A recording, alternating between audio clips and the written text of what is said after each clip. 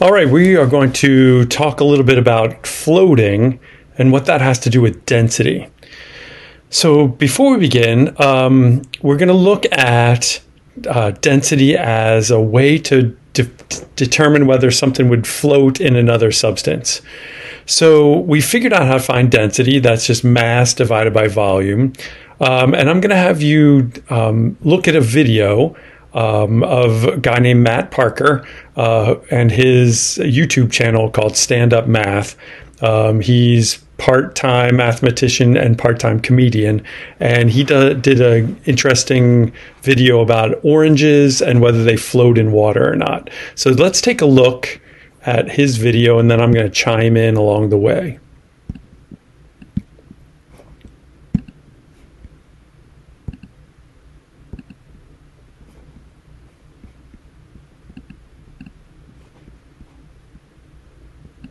Hi Stand-Up Maths, Matthew here. So last month the folks at QI tweeted that a peeled orange will sink whereas an unpeeled orange will float. And so I thought that sounds like a testable hypothesis to me.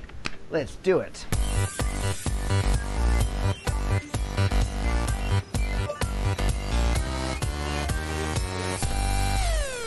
Okay, and here we go.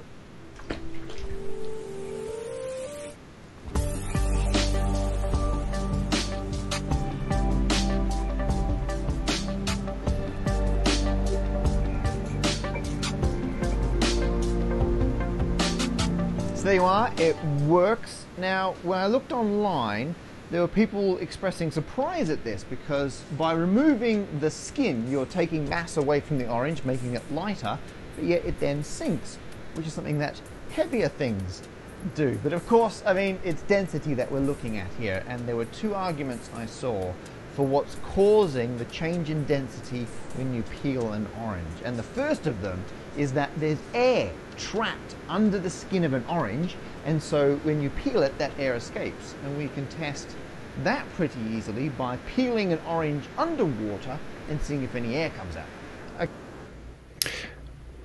Okay, first of all, I want to take us back a couple of seconds.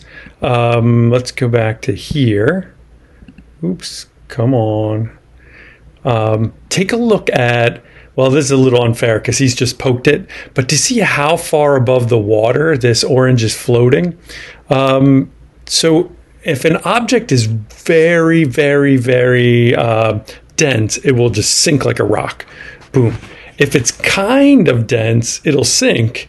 If it has the same density as water, if it's even, then you could put that object anywhere in the water and it would stay where it is. Now, if it's less dense than water, it's going to float to the top. And the less dense it is than water, the higher it will poke out of the water. So like if you took a square of, say, styrofoam and you threw it in the water, it's going to float on top because the density of the styrofoam is so low that almost none of it sinks into the water.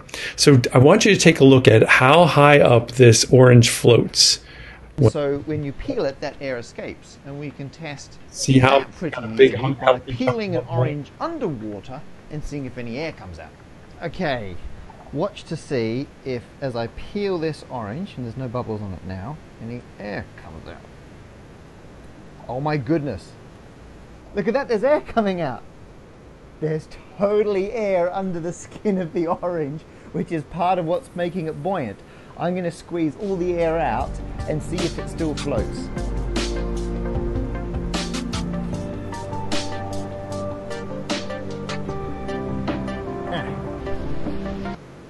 So the fact that it has air in the orange, a lot of people will say, well, of course, like air causes everything to float, but you have to be careful. You only float in a substance if you are less dense. So like carbon dioxide is a gas, and carbon dioxide is heavier than air. So carbon dioxide is a gas that will sink in air. Where helium is also a gas and it would float in air. But in this case, the fact that there's a gas inside the orange means that there's space inside the orange that is filled up with a gas that hardly weighs anything. So that gas is reducing the density.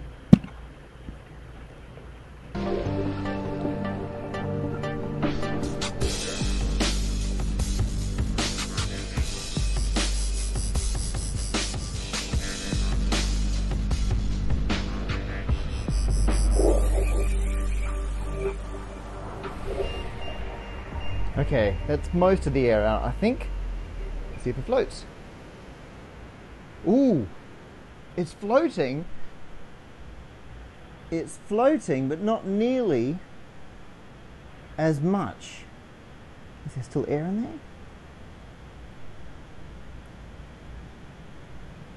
Still air coming out. Okay, trying for the control orange. So there's my control orange, and there's my hopefully deflated orange. I would say the control orange is a bit more buoyant, but there was definitely air inside that orange, which I have now squeezed down. The second theory was that because the peel is so much less dense than the center of the orange, it acts as kind of like a life vest. So the orange is wearing it, and that makes it float. So to check that, I'm going to measure the density of the peel that came off this orange and the orange itself. To calculate the mass, I've brought some scales, which I have zeroed with this bucket like that. First of all, we'll weigh the orange itself, which is mass of the orange equals 246.3 grams. Zero, and in goes the peel. 97.9 grams. Okay, now to get the volumes, I'm going to do a displacement technique. Okay, that is one full glass of water. Now I'm going to put the peel in there and then push it down using a knife.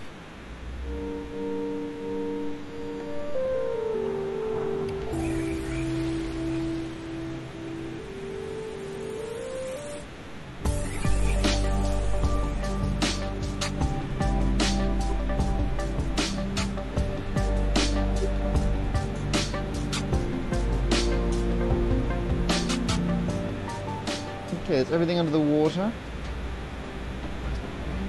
I don't want to lose any mass, so I'm actually going to zero it now with 2 paper towels on there.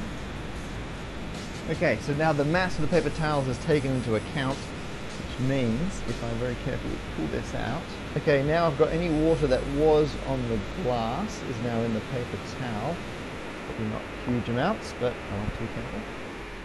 All of this orangey water now going in here. Okay, I'll mop up anything I've missed. Put that on top. Okay, so we now have the mass displaced by the peel. Mass displaced peel equals 109.4 grams, which is more than the mass of the peel. Okay, so here's what Matt was talking about. He measured the mass of the peel and found that it was 97.9 grams. And then he did the same technique that I did when I showed you your copper or your aluminum or your stainless steel lab. He put the peel in some water, and when you push the peel in, the water level rose. Now, when I did it in the lab, we put the chunk of metal in and the water popped up and we could measure the water directly. He probably didn't have a graduated cylinder, so he's using a slightly different technique. So he measured the amount of water that poured out of the cup, which is equal to the amount of peel that got put into the cup. So he's a math teacher and a physicist, which makes me happy because I'm also a physics teacher. And he measured the mass of the water that got pushed out of the cup, which is weird because we measured the volume before. But here's a little trick. The density of water is 1.0 grams per milliliter. It's kind of a freak of nature. Water just happens to have a density of 1, which means that if we took the mass of water and we plugged it in to our equation, density equals mass over volume, we'd say 1 gram per milliliter is equal to our mass of 109.4 divided by volume. And if you rearrange you'll find out that the volume of water that got kicked out by the peels is the same as the mass, 109.4 milliliters. And that's because this density of 1 means that every gram of water has a volume of 1 milliliter. Okay, now that's not always true. Water's density changes depending on its temperature, but as long as you're roughly around room temperature, the density of water stays pretty much the same. So if we were to follow through on Matt's data there, he knew that the mass of the peel was 97.9 and the volume of the peel was 109.4. So if we calculate the density, 97.9 divided by 109.4, we get a density that is 0.89. And since that density of the peel is less than the water, then it will float. If your density is less than your surroundings, you float. Okay, let's go back to the video. Which is why the peel floats. Now we'll check the mass of the water displaced by the orange. Get in the glass. You could argue I'm squashing the orange, which is changing its mass displacement. It still looks pretty orangey. That totally fits. Move the glass. Get any excess water. In goes the water. On it goes. Mass of water displaced by the orange equals 231.2 grams. 392 mass total 4. Oh, that's so close. Okay, let's take a look at the second piece of his data here. So Matt measured the mass of the orange like very early in the video and found it to be 246.3 grams. Then he pushed it down in the cup, and you notice he said, this might give me an error because I'm kind of squishing the orange a little bit, but he said, we can ignore it. So do you remember in the lab, I said, hey, there's an error here in piece number 3. There was a little tiny bubble sticking on there, and I asked you, do you think that's a big deal or not a big deal? So in this case, Matt recognized that he might have an error, and he's just saying, trust me, it's okay. So you might have to make up your own mind about that. So he said that the orange displaced about 231.2 grams. So in other words, the volume of the orange was 231.2 milliliters. And if we do our math again and take our mass of 246 divided by our volume of 231, we get a density for that orange without the peel of a 1.07. And since the density is more than 1 this time, the orange sinks. Okay, now Matt's going to show you a different technique. He is going to add up all of our total mass of the parts and then add up all the mass of the water. Now, we don't do that in chemistry because that's kind of a physics way to solve the problem. So I'll show you what we would do, and then you can watch what Matt did. So does a whole orange float? So if we put all the pieces back together, the peel had a mass of 97.9 and the orange itself was 246.3. So we have a total mass of our original orange of 344.2. Then if we add up all the volumes of the water that came out, so we had 109.4 milliliters of water when the peel went in and 231.2 milliliters when the orange went in, for a total of 340.6. Now, if we take the density of the whole orange, so our total mass, divided by our total volume, we get a density of 1.01. So that orange should have sunk. But you already know that it actually floats. Like in the beginning of the video, he showed you this thing floats. So what's the deal? Well, remember, he squished that orange a little bit. Do you think he squished it about 3.6 milliliters or so? Because if he did, that little tiny amount of squish could make the difference. So we'll let Matt continue to explain a little bit here, and then we'll get back and talk some more.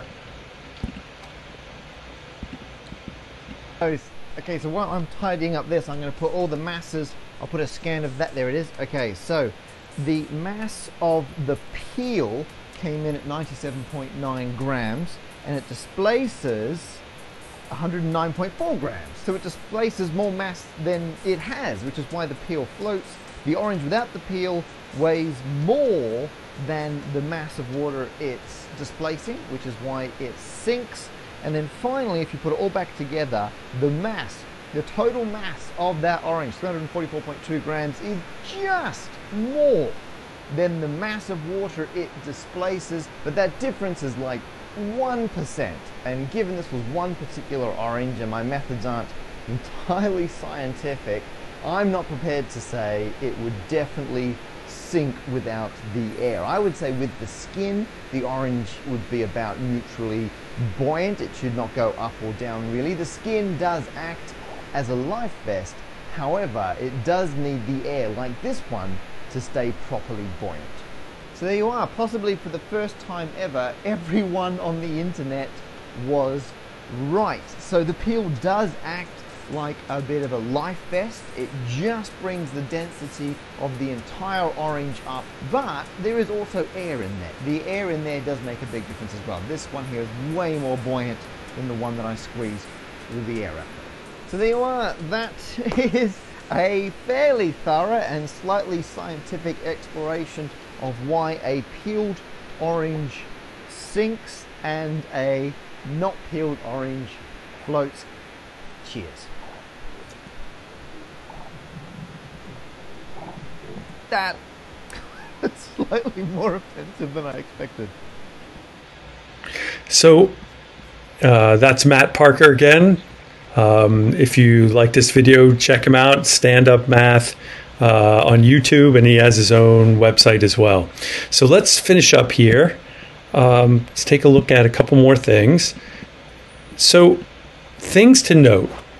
The bubbles that he pushed out in the beginning didn't seem like much. Like there were just a few bubbles, but those bubbles actually gave you enough volume that it reduced the object's density, which allowed it to float pretty significantly.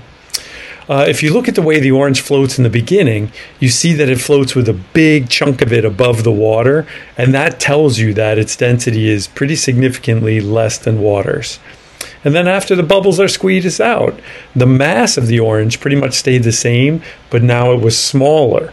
So it's the density of the orange went up because the mass stayed the same, but the volume got littler, which is going to cause the density to become a little bit above 1.